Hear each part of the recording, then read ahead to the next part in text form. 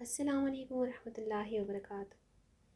بنگلے کے دروازے پر گاڑی رکتے ہی نوکر نے دوڑ لگائی اور مرکزی دروازہ کھول دیا۔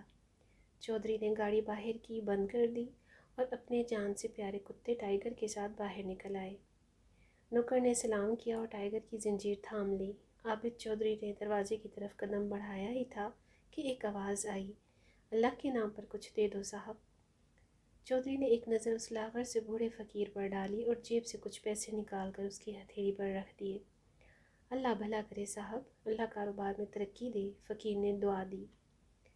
چودھری نے ابھی اگلا قدم اٹھایا ہی تھا کہ فقیر نے پھر صدا لگائی، صاحب ایک فریاد تھی، کوئی پرانا کمبل دے دیں صاحب، سردی بہت ہے اور اوڑھنے کو کوئی گرم کپڑا نہیں میرے پاس۔ فقیر کی یہ بات سن کر چودھری کے چہرے پر کرختگی نمایاں ہو گئی۔ جو دینا تھا دے دیا، زیادہ منہ مت کھول اور دفع ہو جا، اس نے جواب دیا۔ اللہ آپ کو بہت دے گا، فقیر نے پھر فریاد کی، لیکن چودھری اس کی بات سنے بغیر اندر چلا گیا۔ فقیر کے قدم مایوسی سے لوٹ گئے۔ بلاوے پر آنے والا ڈرائیور اب چودھری کے سامنے کھڑا تھا۔ جی مالک، تم ابھی مارکیٹ جاؤ اور ٹائیگر کے لیے گرم کپڑے اور اس کے کمرے میں لگانے کے لیے ایک ہیٹر لے آؤ۔ آج جب وہ میرے ساتھ واک پر گیا تھا تو سردی محسوس کر رہا تھا۔ یہ کہہ کر اس نے 5000 روپے کا نوٹ دیا اور اچھا صاحب کہتا ہوا چلا گیا۔ چودھری ایک مشہور صنعت کار تھا۔ لاہور میں اس کی 2 فلور ملیں تھیں۔ 2 بھائیوں میں سے ایک برسر اقتدار جماعت کی طرف سے رکن قومی اسمبلی اور اسٹیل کا مشہور بزنس مین بھی تھا۔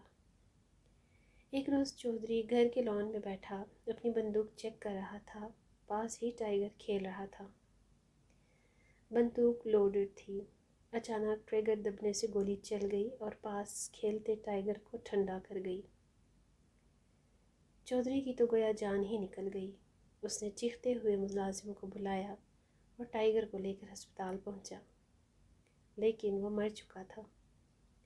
ٹائیگر کے مرنے کی خبر عابد چودھری کے حلقہ احباب میں جنگل کی آگ کی طرح پھیل گئی۔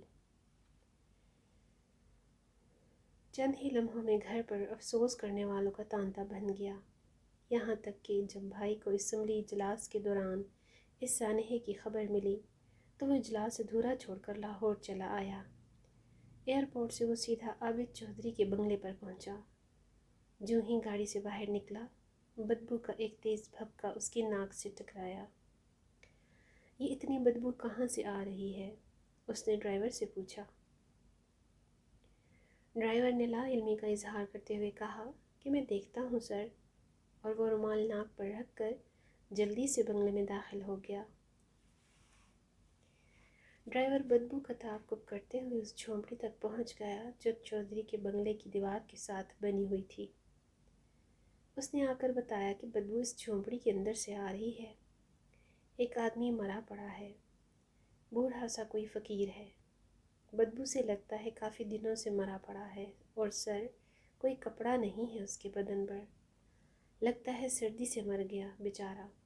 یہاں پر مجھے حضرت بابا بلے شاہ کا شعر یاد آ گیا ہے۔